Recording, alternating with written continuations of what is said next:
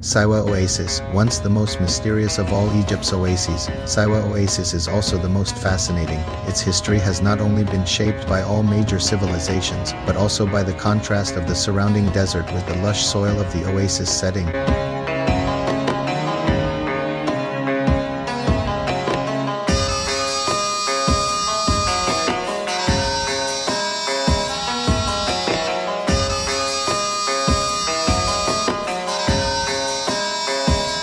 The Great Sand Sea surrounding Siwa is a haven for safari lovers.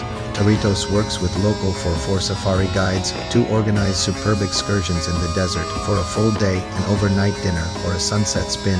Prepare yourself to swim in salt lakes, fresh basins, and sulfuric hot springs. Enjoy the exciting experience of sandboarding during the trip, down the steepest dunes for extreme riders or milder ones for the amateurs.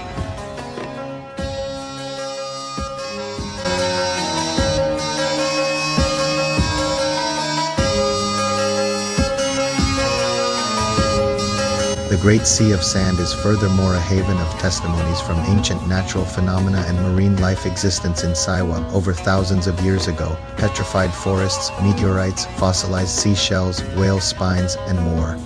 Moving dunes and spectacular desert treks lend themselves to the most exciting and dare-devilish rides in the whole of Egypt. The local 4x4 drivers are singular examples of cinema stunt drivers.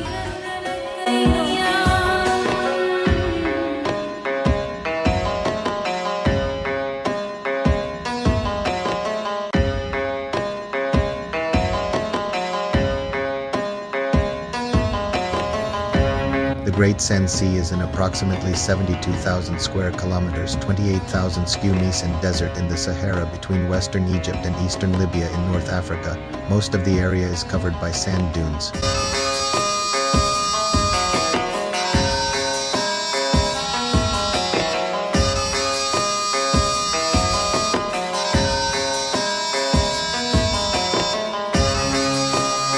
The Great Sand Desert stretches about 650 kilometers 400 miles from north to south and 300 kilometers 190 miles from east to west.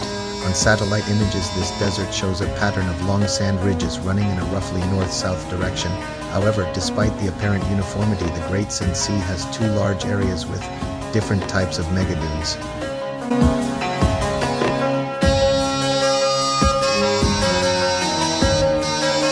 The Egyptian Sand Sea lies parallel to the Calanchos and Sea of Libya, with which it is contiguous in the north. The dunes of the Great Sand Sea cover about 10% of the total area of the Egyptian Western Desert. Siwa is an oasis located in Egypt, about 50 kilometers 30 miles east of the Libyan border, in the eastern part of the Great Sand Sea or Egyptian Sand Sea. Although well known to the Tuareg traders who traveled with caravans across the Sahara, Friedrich Gerhard Rolfs was the first European to document the Great Sand Sea.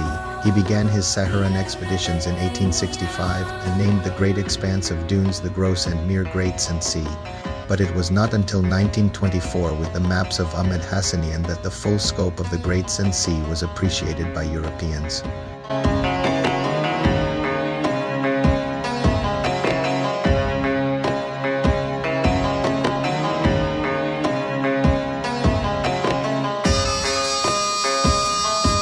This place has everything from an interesting history, a unique Islamic culture, hundreds of springs you can swim, lakes you can relax and see the sunset, and of course the beginning of the Great Desert, a place that's really different, and a guide who is as well.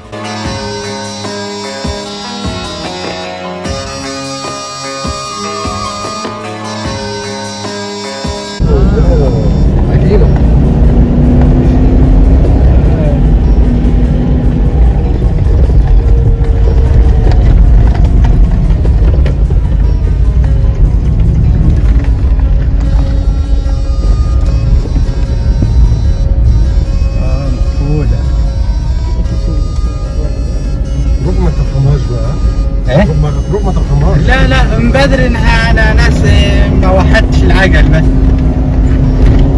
يعني من بدري ماشي من غير دفع.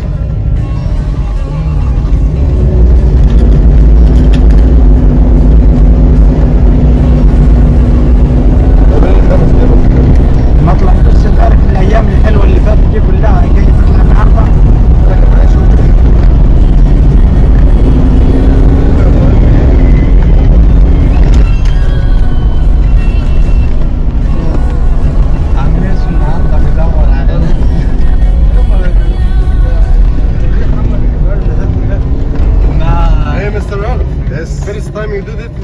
like this? Yeah.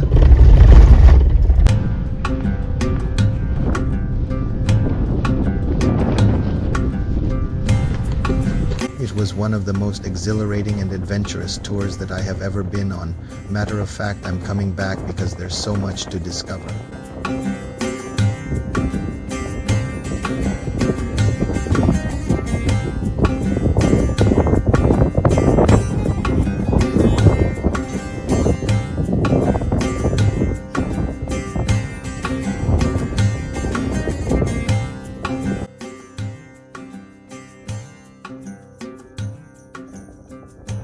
Bedouins, these nomadic people originated from the Arabian Peninsula and are known for herding flocks, traveling caravan routes, and using camels for transportation. Bedouin society is highly patriarchal and tribal. Some experiences with Bedouins include desert excursions on camels, desert safari, tasting Bedouin food, and drinking their famous tea.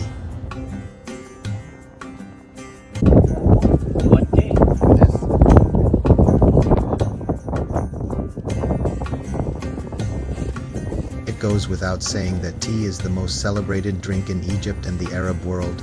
Be it in the morning, afternoon, or at night, there is no specific time or occasion to drink tea in the Middle East. Flavored with milk or classic, an Arab will never say no to tea.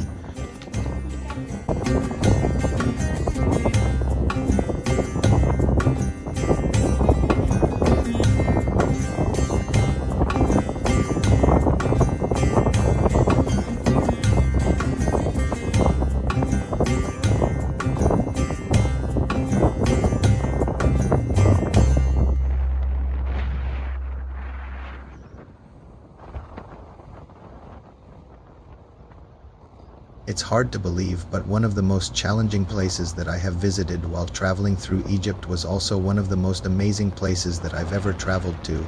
My visit to the Siwa oasis was epic from start to finish, and my 3 days in Siwa were fantastic. So what made this one of the best places that I have visited in Egypt? In a word, everything. The experience in Siwa was worlds away from the pyramids of Giza. For a small town, there were more things to do in the Siwa oasis than I had imagined, and it's one of the first places that I want to get back to once I return to the country.